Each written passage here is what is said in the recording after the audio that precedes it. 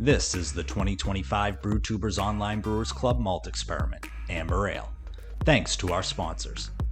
5 Star Chemicals. Check out their new online straight-to-consumer homebrew shop where you can buy everything from Star San and line cleaner to the new liquid PBW that can be used at temperatures as low as 58 degrees Fahrenheit. Check out their online store at 5starchemicals.com/home-brewing.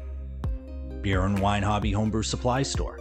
A local homebrew shop in Danvers, Massachusetts. Order any malt they offer in any quantity you want, and if you order before 11 a.m., they'll package your items and ship out the very same day. Visit the store at www.beer-wine.com. Let's get tasting. What's going on, guys? Nick Lessigore here, Exit 12 Homebrew in the house, and I'm here with the final beer review for the Brewtubers 2025 experiment. We do it every year. This year, we all brewed the same amber ale, save for one specialty malt. We all did a different specialty malt. We brewed the beer, we packaged it up, we sent it to a hub. That hub got all of our boxes and put together special curated boxes for each of us with each other's beers. We try them out on camera and we rank them. And that's exactly what we're doing, what I've done the past 9 or 10 times. And I'm here with my last review from Hunda Hut Brewing. Admittedly, I think I forget his name, but he's Hunda Hut Brewing. Super nice guy. Let me see, am I gonna be able to zoom in? I don't think so. Autofocus can't do it. Super nice guy, nice logo. He used in his beer, Opal 44 Toasted Toffee Malt. Opal 44 is from Mecca Great Estate. From Central Oregon. It's sweet, moderately toasted with hints of chocolate. The wort is reminiscent of homemade almond roca, and it's a unique heirloom variety of barley inside a 2-mile radius around their own malt house. Now, the cool thing about him is that he has these cool looking cans. Okay, so the color looks very nice. Carb on it is pretty good. Got some bubbles coming up. There is some slight lacing going on. I see little bubbles coming through. The beer is admittedly probably could use a little bit of clarity. I don't know if he used the gelatin. It wasn't the instructions to put gelatin in. I'm not 100% sure if he used it or not, but overall, a nice looking beer. A little bit darker than copper, I would say. Interesting packaging method. We don't get many of those in the club, but that's the cool thing about the club is that everybody does their own thing. It's pretty cool. All right, let's get an aroma. Yeah, all right, not sweet at all. You know, if it's sweet in the traditional sense. You know, the grainy, it's like a grainy sweetness, but this thing, I get roasted character on it for sure.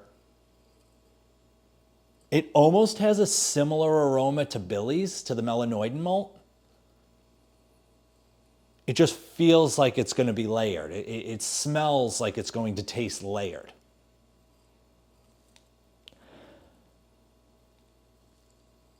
Yeah, really, really coming in with the grain sweetness on the aroma, followed by some toasty kind of character. Not so much fresh bread, but more like just toast. All right, I'm gonna go in for a sip. Hunda Hut, thanks so much for joining the experiment. L'chaim.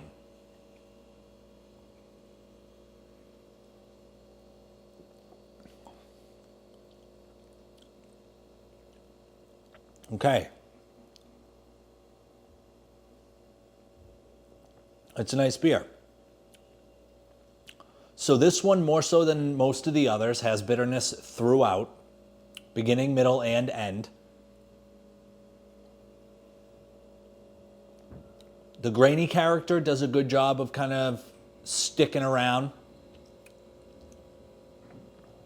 Oh, fun.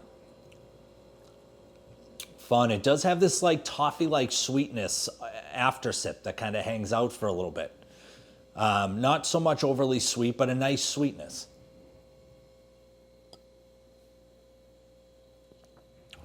Oh, fun. Oh, fun. Oh, yeah. I like this malt. This is a fun malt. So it doesn't have the complexity necessarily of the melanoidin, but I bet as this warms, it gets really nice. Really well layered, I think.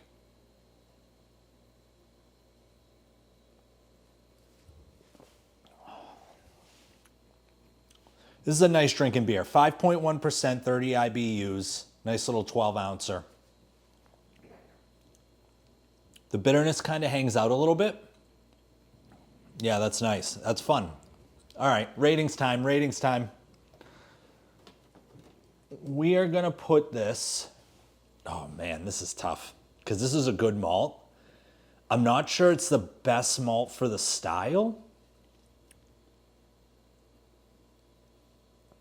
I would love to try this in like a porter. I think a porter would be really nice on this because it does lend more of the, it's kind of giving me more bitterness, more roasty, toasty kind of character.